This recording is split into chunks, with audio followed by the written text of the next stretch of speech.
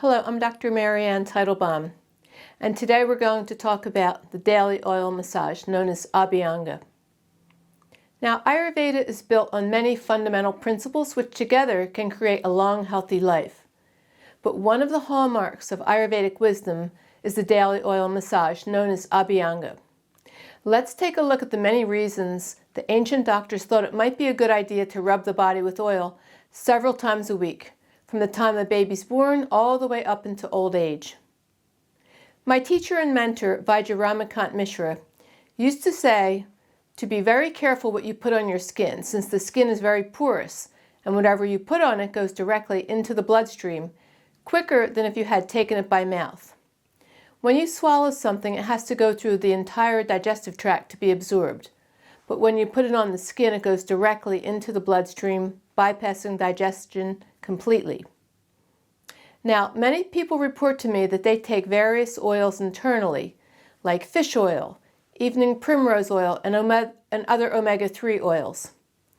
While they may have some effects on the physiology, the ancient doctors stated that it was much wiser and instead recommended rubbing the entire body with oil several times a week or more.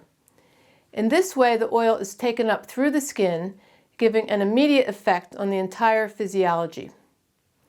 By taking these oils orally as concentrated oil supplements, they have to go through the digestive tract and can upset the liver and gallbladder function, as these concentrated oils are now dumped into the bile, running the risk of thickening it and turning it into a bile sludge. Remember, all the fats you eat have to be processed by the bile, which is held in the gallbladder. The bile has two detergents which emulsify the fats, breaking them down into small enough particles for best absorption into the bloodstream. If too much fat enters the gallbladder at one time, it can overwhelm the gallbladder, which is why many people end up burping up fish oil for hours after taking it. A better way to get these oils is to both eat them in the diet through good fats like olive oil, ghee, avocados, nuts, seeds, grass-fed milk, and milk products, and through massaging the skin with oil, which takes it directly into the bloodstream. Now, the skin is now being reclassified as an endocrine organ. Just as the ovaries can release hormones into the body through the bloodstream, the skin can also produce hormones that are released through blood circulation. In fact, after menopause, the majority of the female hormones found in a woman's bloodstream are produced by other organs, such as the skin. And this is also mind-blowing. The skin produces a lot of other hormones, including thyroid hormones, stress hormones like cortisol, and even hormones like melatonin. And of course, we all know how it produces vitamin D, which is a hormone, through its interaction with the sunlight. And again, this is a hormone, it's not a vitamin, and it's a hormone that affects every cell in your body. And by giving your skin a drink of oil, it will help to enhance its capability of making these hormones. Once you put oil on the skin, it spends 3 to 5 minutes in each of the 7 tissues, which are the blood plasma, the blood, muscle, fat, bone, bone marrow, and the reproductive fluids. It softens the toxins sitting in each of these tissues, allowing for their elimination. That's why many of the Ayurvedic cleansing techniques, such as panchakarma, begin with the oiling up of the body.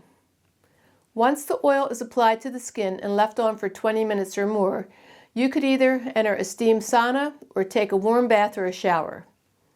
An oil massage followed by heat drives the oil in deeper and is especially good for not only detoxification, as the heat opens up the body's physical channels, allowing the oil to flow in and the softened toxins to flow out, but it also helps one to overcome aches and pains caused by the drying effects of vata.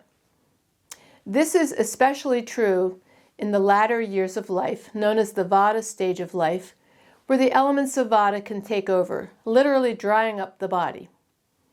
And when the joints and bones dry up, you can suffer some serious arthritic pain. A daily oil massage followed by moist heat or a warm bath or shower works wonders for this type of pain and arthritic stiffness. Even if you're not doing a cleanse, it's always important to leave the oil on for about 20 minutes to allow the oil to seep into all 7 tissues, both nourishing and detoxifying them. Now, of course, on a more superficial level, the skin itself obtains great benefits from rubbing oil into it because it prevents the drying and wrinkling which can occur as we go through our busy lives, especially if we live in cold or dry climates. Many of the abhyanga oils contain herbs and other nutrients, such as magnesium or vitamin D, which can also be taken up through the skin during the oil massage. This is an excellent way to absorb magnesium, which is best taken through the skin, since it can go through the digestive tract too quickly at times, causing diarrhea if we take it orally. And vitamin D is also readily absorbed through the layers of the skin, which activate it on its way to the bloodstream. And many of the Ayurvedic companies infuse herbs into their oils to balance not only Vata, Pitta, and Kapha, but also for numerous other herbal applications, since the skin will also absorb the herbs directly into the bloodstream. That's why herbalized oils like ashwagandha oil or ashoka oil have an immediate effect once the oils are applied to the skin. Just think how wonderful it feels when every one of your pores goes to work, absorbing these amazing Ayurvedic herbs directly into your circulation. Many times the effect is much quicker than if you had taken it orally, as Vijay Mishra had predicted. Now, there are several types of abhyanga oil you can use for your daily oil massage. While sesame oil is commonly used in India, Vijay Mishra and I found that our patients who had fair skin had problems associated with the sesame oil. For one thing, it was too heating, creating rashes and irritability as it increased their pitta, or internal body heat. In other cases, the oil just sat on the top layer of the skin and didn't absorb well. Vijay Mishra's specialty was dermatology, so he ended up taking certain fractions out of the sesame oil, which were giving these side effects, and he also developed numerous types of abhyanga oils using many other lighter oils instead of just plain sesame oil. And there are other Ayurvedic companies which make wonderful abhyanga oils as well, both here in the States and in other countries too, like India. But if you prefer, good generic oils to use are almond oil in the colder months and coconut oil in the summer months. If you have darker skin, feel free to use sesame oil because your skin can absorb it fairly well, and it usually doesn't create as much heat as in the more fair-skinned people. First, warm the oil by letting the bottle run under hot water from the faucet for about 2 minutes. Starting from your head and working your way down, apply the oil going up and down on the long bones and circular on the joints. Leave it on for 20 minutes. Again, the oil spends 3 minutes in each tissue before moving on to the next, softening the toxins sitting in that tissue and allowing for the release.